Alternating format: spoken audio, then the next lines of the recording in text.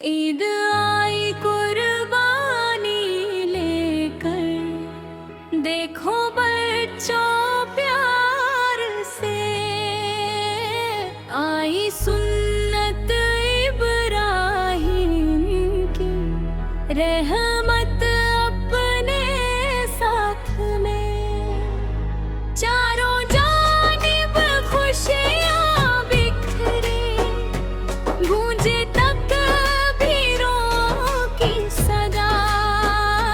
अल्लाह की इस नेमत पर सब करते हैं शुक्र अदा। सुबह सुबह जब ईद का सूरज प्यारा प्यारा निकलता है, हर छोटा बड़ा खुश होकर ईदगाह को चलता है। नए कपड़े प्यारी मुस्कान, दिल में होता नूर बड़ा, हर चेहरा करम है रब का। ईद आई कुर्बानी ले, देखो बच्चों प्यार से, आई सुन्नत इब्राहिम, रहमत अपने सफ़े। हज़रत इब्राहिम अलैहिस्सलाम अल्लाह के प्यारे नबी थे, हर मुश्किल में सब्र करने वाले सच्चे बंदे वही थे।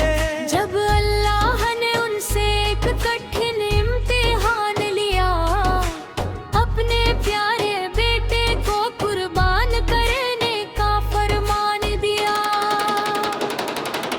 इब्राहिम ने सिर झुका कर रब का हुक्म निभाया था, अपने बेटे इस्माइल को भी सच्चा रास्ता दिखलाया था। इस्माइल ने भी हंसकर अपने रब की रज़ा मानी, ईमान और सब्र की दुनिया को सुंदर सीख सिखानी। जब दोनों अल्लाह की राह में कुर्बानी को तैयार हुए, रहमत वाले दर से फिर उन पर करम हजार हुए। अल्लाह ने जन्नत से एक दुम्बा भेज दिया, और इस्माइल की जान को अपने करम से बचा लिया।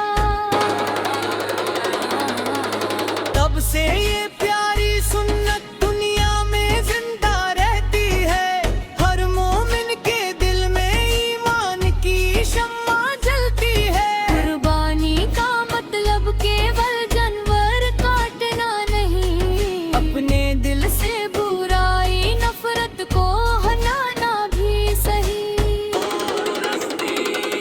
ईद आई कुर्बानी लेकर, देखो बच्चों प्यार से,